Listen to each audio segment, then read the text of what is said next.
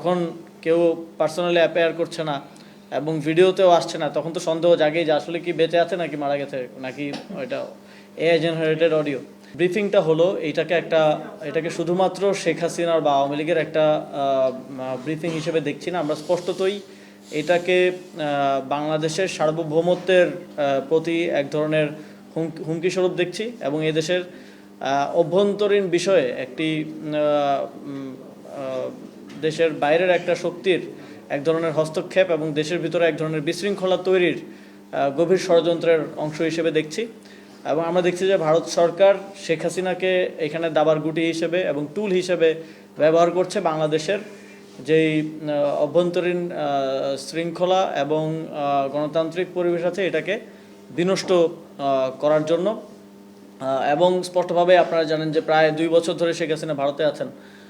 খুব রিসেন্টলি যখন বাংলাদেশের বর্তমান প্রধানমন্ত্রী চায়না সফর করলেন, তারপরে আমরা দেখলাম যে তিনি প্রথমবারের মতো রয়টার্সকে সাক্ষাৎকার দিলেন। এর আগে তিনি কোনো ফর্মাল সাক্ষাৎকার দিতে পারেন নাই। এবং গতকালকে আমরা প্রথমে যদিও শুনেছিলাম যে তিনি ব্যক্তিগতভাবে আসবেন, পরে শুনলাম অনলাইনে আসবেন, তারপরে আমরা দেখলাম যে চেহারাও দেখানো হলো না, ভয়েস আসলো। এখন ভয়েস কি আসলে মানে যখন কেউ পার্সোনালি অ্যাপেয়ার করছে না এবং ভিডিওতেও আসছে না, তখন তো সন্দেহ জাগেই যে আসলে কি বেঁচে আছে নাকি মারা গেছে, নাকি এটা এআই জেনারেটেড অডিও।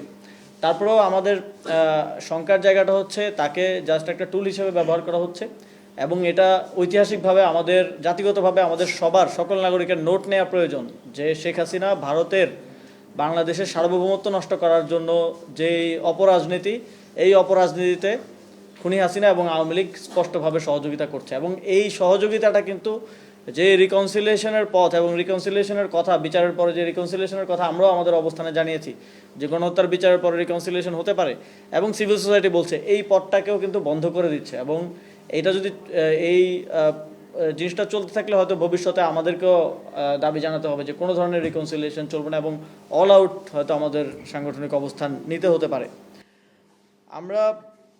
গতকালকে আমরা আরেকটা বিষয় লক্ষ্য করলাম যে বহুল আলোচিত বিষয় এবং এটা আমার সাথেও সম্পৃক্ত, যে সাকিব আল হাসান, তাকেও আমরা দেখলাম স্পষ্টভাবে তিনি সেই সম্মেলনে অংশগ্রহণ করেছেন। এবং আই থিঙ্ক এটা নিয়ে অনেক ডিবেট, অনেক কিছু ছিল। আই থিঙ্ক যে গতকালকে ঘটনার পরে অ্যাটলিস্ট একটা পর্যায়ে ডিবেটের অবসানটা হয়েছে এবং এটা আমি তখনই বুঝতে পেরেছিলাম। এরপরও আমি দেখেছি যে বিসিবির অনেক কর্তারাই তার সাথে যোগাযোগ করেছেন, তারা আশা করেছিলেন তিনি হয়তো ভালো হয়ে যাবেন। আসলে তিনি যখন কথা বলেন পার্সোনালি, তখন তিনি এইভাবেই কথা বলেন যে শেখ হাসিনা তাকে জোর করেছিল, তিনিও অসহায় ছিলেন এবং তিনি কনভিন্স করার চেষ্টা করেন এইসব মিথ্যা কথাবার্তা বলে। কিন্তু আসলে তিনি ওতপ্রোতভাবে এই গণহত্যাকারীদের সাথে জড়িত এবং সামনের দিনেও জড়িত থাকার ইন্টেনশন রাখেন, এটা ক্লিয়ারলি বোঝা গেছে।